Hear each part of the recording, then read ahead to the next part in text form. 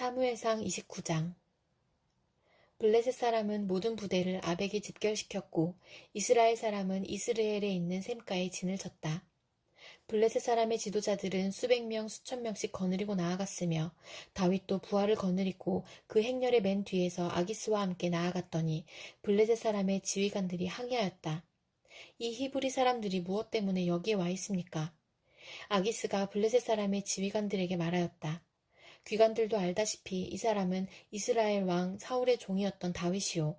그가 나와 함께 지난 지가 이미 한두 해가 지났지만 그가 망명하여 온 날부터 오늘까지 나는 그에게서 아무런 허물도 찾지 못하였소. 그러나 블레셋 족속의 지휘관들은 다윗에게 분노를 터뜨렸다. 블레셋 족속의 지휘관들이 아기스에게 강요하였다. 저 사람을 돌려보내십시오.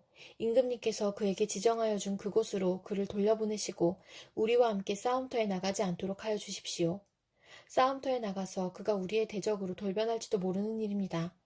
그가 무엇을 가지고 자기의 주인과 화해할 수가 있겠습니까? 우리 군인들의 머리를 잘라다 바쳐서 하지 않겠습니까? 그가 바로 이스라엘 백성이 춤을 추면서 사울은 수천 명을 죽이고 다윗은 수만 명을 죽였다 하고 추켜 세우던 그 다윗이 아닙니까? 마침내 아기스가 다윗을 불러 말하였다. 주님께서 확실히 살아계심을 걸고 맹세하지만 장군은 정직하였소.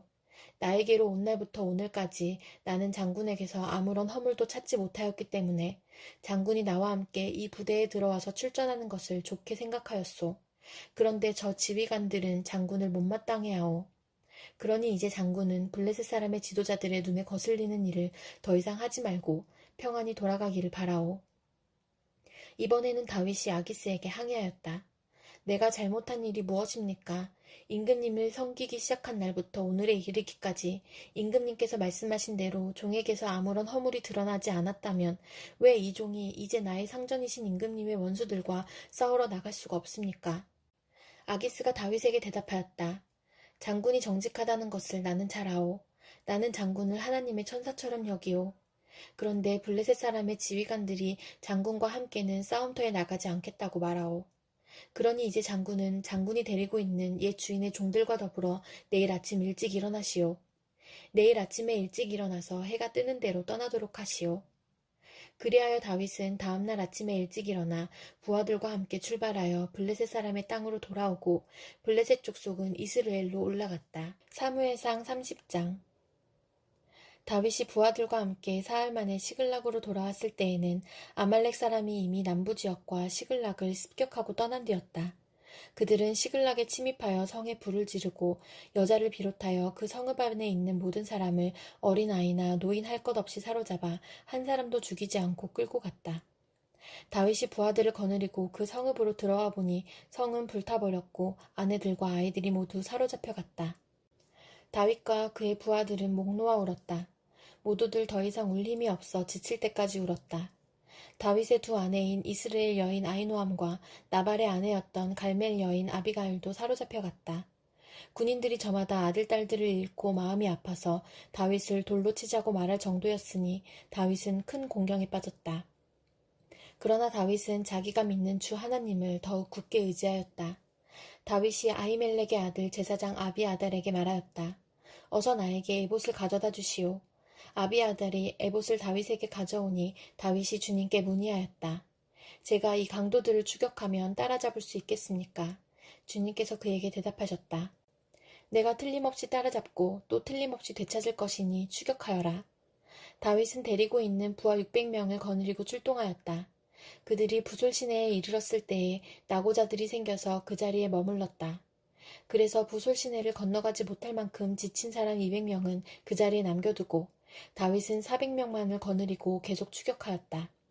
군인들이 들녘에서 한 이집트 사람을 발견하여 다윗에게로 데리고 왔다. 그들은 그에게 빵을 주어 먹게 하고 물도 주어 마시게 하였다. 그들은 또 그에게 무화과 뭉치 1개와 건포도 뭉치 2개를 주었다. 그는 밤낮 사흘 동안 빵도 먹지 못하고 물도 마시지 못하였으므로 이렇게 먹고서야 제정신을 차렸다. 다윗이 그에게 물어보았다. 너의 주인은 누구이며 내가 사는 곳은 어디냐? 그가 대답하였다. 저는 이집트 소년으로서 아말렉 사람의 노예로 있었습니다. 사흘 전에 제가 병이 들자 저의 주인이 저를 버리고 갔습니다. 우리가 습격한 지역은 그렛 사람의 남부 지역과 유다 지역과 갈렙 사람의 남부 지역이며 시글락도 우리가 불질렀습니다. 다윗이 그에게 또 물었다. 내가 나를 그 습격자들이 있는 곳으로 데려다 주겠느냐? 그가 대답하였다. 저를 죽이지 아니하시고 저를 주인의 손에 넘기지도 아니하시겠다고 하나님의 이름으로 저에게 맹세하시면 그 습격자들이 있는 곳으로 모시고 가겠습니다. 그는 다윗을 인도하여 내려갔다. 그 습격자들은 블레셋 족속의 땅과 유다 땅에서 약탈하여 온 그 많은 전리품을 가지고 사방으로 흩어져서 먹고 마시며 큰 잔치를 벌이고 있었다. 다윗이 새벽부터 그 이튿날 저녁 때까지 그들을 치니 그들 가운데서 낙타를 탄 젊은이 400명이 도망친 것 말고는 한 사람도 살아남지 못하였다. 이리하여 다윗은 아말렉 사람에게 약탈당하였던 모든 것을 되찾았다. 두 아내도 되찾았다. 다윗의 부하들도 잃어버린 것을 모두 찾았다. 다윗은 어린 아이로부터 나이 많은 노인에 이르기까지 아들과 딸 그리고 전리품에서부터 아말렉 사람이 약탈하여 간 모든 것에 이르기까지 그 모든 것을 되찾았다. 다윗은 또 양떼와 소떼도 모두 되찾았다. 부하들은 가축을 몰고 다윗보다 앞서서 가면서 다윗의 전리품이다 하고 외쳤다. 다윗이 부솔개울 가까이에 이르니 전에 다윗을 따라갈 수 없을 만큼 지쳐서 그곳에 남아있던 나고자 200명이 나와서 다윗을 환영하고 다윗과 함께 오는 군인들도 환영하였다. 다윗도 그 군인들에게 가까이 나아가 따뜻하게 문안하였다.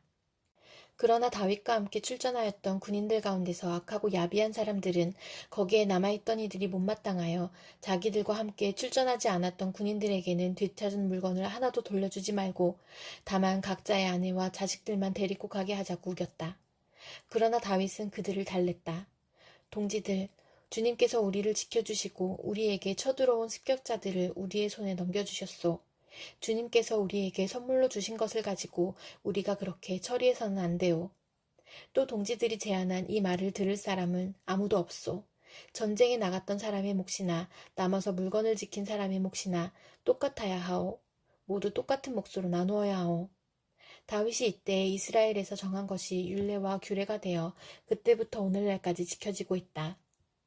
시글락으로 돌아온 다윗은 전리품 가운데서 얼마를 떼어 그의 친구들 곧 유다의 장로들에게 보내면서 그것이 주님의 원수들에게서 약탈한 전리품 가운데서 떼어내어 선물로 보내는 것이라고 밝혔다. 베델과 라몬 네겝과 얏딜과 아로엘과 신못과 에스드모아와 라갈과 여라무의 사람들의 성읍들과 겐 사람의 성읍들과 호르마와 고르산과 아닥과 헤브론과 다윗이 부하들을 거느리고 드나들던 모든 지방에 있는 사람들에게 그는 그 선물을 보냈다. 고린도전서 10장. 형제자매 여러분, 나는 여러분이 이 사실을 알기를 바랍니다. 우리 조상들은 모두 구름의 보호 아래 있었고 바다 가운데를 지나갔습니다. 이렇게 그들은 모두 구름과 바다 속에서 세례를 받아 모세에게 속하게 되었습니다. 그들은 모두 똑같은 신령한 음식을 먹고 모두 똑같은 신령한 물을 마셨습니다. 그들은 자기들과 동행하는 신령한 바위에서 물을 마신 것입니다.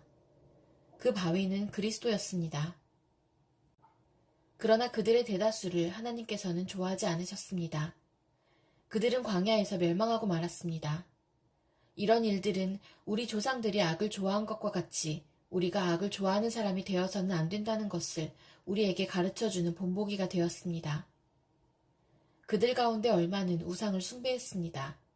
성경에 기록하기를 백성들이 앉아서 먹고 마셨으며 일어서서 춤을 추었다 하였습니다. 여러분은 그들과 같이 우상 숭배자가 되어서는 안 됩니다. 간음하지 맙시다. 그들 가운데 얼마가 간음을 하였고 하루에 23,000명이나 쓰러져 죽었습니다. 그리스도를 시험하지 맙시다. 그들 가운데 얼마는 그리스도를 시험하였고 뱀에게 물려서 죽었습니다. 그들 가운데 얼마가 불평한 것 같이 불평하지 마십시오. 그들은 파멸시키는 이에게 멸망을 당하였습니다. 이런 일들이 그들에게 일어난 것은 본보기가 되게 하려는 것이며 그것들이 기록된 것은 말세를 만난 우리에게 경고가 되게 하려는 것입니다. 그러므로 서 있다고 생각하는 사람은 넘어지지 않도록 조심하십시오. 여러분은 사람이 흔히 겪는 시련밖에 다른 시련을 당한 적이 없습니다. 하나님은 신실하십니다. 여러분이 감당할 수 있는 능력 이상으로 시련을 겪는 것을 하나님은 허락하지 않으십니다. 하나님께서는 시련과 함께 그것을 벗어날 길도 마련해 주셔서 여러분이 그 시련을 견디어낼 수 있게 해주십니다. 그러므로 나의 사랑하는 여러분, 우상숭배를 멀리 하십시오. 나는 지각 있는 사람들에게 말하듯이 말합니다. 내가 하는 말을 판단하십시오. 우리가 축복하는 축복의 잔은 그리스도의 피에 참여함이 아닙니까? 우리가 떼는 빵은 그리스도의 몸에 참여함이 아닙니까? 빵이 하나이므로 우리가 여럿일지라도 한 몸입니다. 그것은 우리가 모두 한 덩이 빵을 함께 나누어 먹기 때문입니다. 육신상의 이스라엘 백성을 보십시오. 제물을 먹는 사람들은 그 제단에 참여하는 사람이 아닙니까? 그러니 내가 무엇을 말하려는 것입니까? 우상은 무엇이고 우상에게 바친 제물은 무엇입니까? 아무것도 아닙니다. 이방 사람들이 바치는 제물은 귀신에게 바치는 것이지 하나님께 바치는 것이 아닙니다. 여러분이 귀신과 친교를 가지는 사람이 되는 것을 나는 바라지 않습니다. 여러분은 주님의 잔을 마시고 아울러 귀신들의 잔을 마실 수는 없습니다. 여러분은 주님의 식탁에 참여하고 아울러 귀신들의 식탁에 참여할 수는 없습니다. 우리가 주님을 질투하시게 하려는 것입니까? 우리가 주님보다 더 힘이 세다는 말입니까?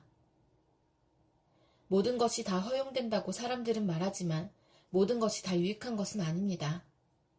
모든 것이 다 허용된다고 사람들은 말하지만 모든 것이 다 덕을 세우는 것은 아닙니다. 아무도 자기의 유익을 추구하지 말고 남의 유익을 추구하십시오. 시장에서 파는 것은 양심을 위한다고 하여 그 출처를 묻지 말고 무엇이든지 다 먹으십시오. 땅과 거기에 가득 찬 것들이 다 주님의 것이기 때문입니다. 불신자들 가운데서 누가 여러분을 초대하여 거기에 가고 싶으면 여러분 앞에 차려놓은 것은 무엇이나 양심을 위한다고 하여 묻지 말고 드십시오. 그러나 어떤 사람이 이것은 제사에 올린 음식입니다 하고 여러분에게 말해주거든 그렇게 알려준 사람과 그 양심을 위해서 먹지 마십시오. 내가 여기에서 양심이라고 말하는 것은 내 양심이 아니라 다른 사람의 양심입니다. 어찌하여 내 자유가 남의 양심의 비판을 받아야 하겠습니까? 내가 감사하는 마음으로 참여하면 내가 감사하는 그 음식 때문에 비방을 받을 까닭이 어디에 있습니까? 그러므로 여러분은 먹든지 마시든지 무슨 일을 하든지 모든 것을 하나님의 영광을 위하여 하십시오. 여러분은 유대 사람에게도 그리스 사람에게도 하나님의 교회에도 걸림돌이 되지 마십시오. 나도 모든 일을 모든 사람의 마음에 들게 하려고 애씁니다. 그것은 내가 내 이로움을 구하지 않고 많은 사람의 이로움을 추구하여 그들이 구원을 받게 하려는 것입니다. 에스겔 8장 제6년 6째 달 5일에 나는 집에 앉아있고 유다 장로들은 내 앞에 앉아있을 때에 주 하나님의 능력이 거기에서 나를 사로잡으셨다. 내가 바라보니 사람의 형상이 보였는데 허리 밑으로는 모양이 불처럼 보이고 허리 위로는 환하게 빛나는 금붙이의 광채처럼 보였다. 그때 그 형상이 손처럼 생긴 것을 뻗쳐서 내 머리채를 잡았다.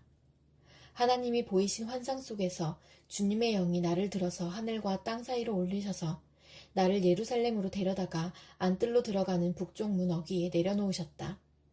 그곳은 질투를 자극시키는 질투의 우상이 자리 잡고 있는 곳이다. 이스라엘 하나님의 영광이 거기에 있는데 내가 전에 들에서 본 환상과 같았다. 그때 하나님께서 나에게 말씀하셨다. 사람아, 너는 어서 눈을 들어 북쪽을 바라보아라. 내가 눈을 들어 북쪽을 바라보니 문의 북쪽에 제단이 있고 문 어귀에 바로 그 질투의 우상이 있었다. 그가 또 나에게 말씀하셨다. 사람아, 이스라엘 족속이 무슨 일을 하고 있는지 보이느냐? 그들은 여기서 가장 역겨운 일을 하여 나의 성소에서 나를 멀리 떠나가게 하고 있다. 그러나 너는 더 역겨운 일들을 보게 될 것이다. 그는 나를 이끌고 뜰로 들어가는 어귀로 데리고 가셨다. 내가 거기에서 바라보니 담벽에 구멍이 하나 있었다. 그가 나에게 말씀하셨다. 사람아, 어서 그 담벽을 헐어라. 내가 그 담벽을 헐었더니 거기에 문이 하나 있었다. 그가 나에게 말씀하셨다. 너는 들어가서 그들이 거기서 하고 있는 그 흉악하고 역겨운 일들을 보아라. 내가 들어가서 보니 놀랍게도 온갖 벌레와 불결한 짐승들과 이스라엘 족속의 모든 우상이 담벽 사면으로 돌아가며 그려져 있었다. 그런데 이스라엘 족속의 장로들 가운데서 70명이 그 우상들 앞에 서 있고 사반의 아들 야하사냐는 그들의 한가운데 서 있었다. 그들은 각각 손에 향로를 들고 있었는데 그 향의 연기가 구름처럼 올라가고 있었다. 그가 나에게 말씀하셨다. 사람아, 너는 이스라엘 족속의 장로들이 각각 자기가 섬기는 우상의 방에서 그 컴컴한 곳에서 무슨 일을 하고 있는지 보았느냐? 그들은 주님께서 우리를 돌보고 있지 않으시며 주님께서 이 나라를 버리셨다고 말하고 있다. 그가 나에게 말씀하셨다. 너는 그들이 하고 있는 더 역겨운 일을 보게 될 것이다. 그리고 나서 그는 나를 주님의 성전으로 들어가는 북문 어귀로 데리고 가셨다. 그런데 이것이 웬일인가? 그곳에는 여인들이 앉아서 단무술 신을 애도하고 있지 않은가? 그가 나에게 말씀하셨다. 사람아, 너는 잘 보았느냐? 이것들보다 더 역겨운 일을 또 보게 될 것이다. 그가 나를 주님의 성전 안뜰로 데리고 가셨는데 주님의 성전 어귀에 바로 그 현관과 제단 사이에 사람이 25명이나 있었다.